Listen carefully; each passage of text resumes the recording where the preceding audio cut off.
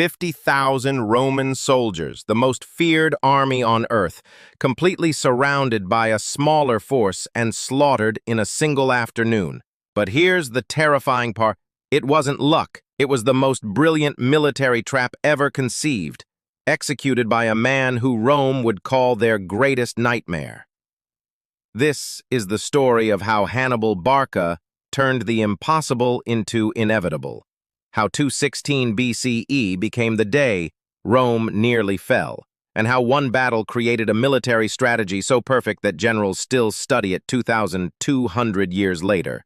The Romans called it Dies Iter, the Day of Darkness, when their unstoppable legions walked into what seemed like an easy victory and instead marched straight into the most devastating ambush in military history. Hannibal had crossed the Alps with elephants, lost half his army to ice and starvation, yet somehow convinced Rome's Italian allies to abandon them.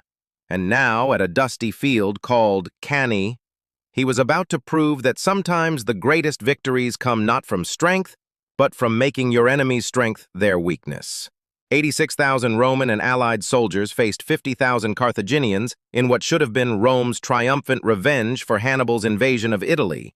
But what unfolded instead was a masterclass in tactical genius that would echo through history. The Roman consul Varro, eager for glory and convinced of Roman superiority, ordered his massive army into their traditional formation, a dense, unstoppable wedge designed to smash through any enemy line, while Hannibal quietly arranged his troops in a crescent formation with his weakest soldiers in the center and his elite African infantry hidden on the flanks. As the battle began, everything went according to Roman expectations. Their powerful center charge pushed deep into Hannibal's line, driving the Carthaginian center backward in apparent retreat, while Roman soldiers cheered and pressed forward, thinking victory was moments away. But this was exactly what Hannibal wanted. As his center deliberately gave ground, his formation bent like a bow, drawing the entire Roman army deeper and deeper into a deadly pocket, while his hidden African troops and Libyan cavalry began their silent encirclement. Then came the moment that changed everything.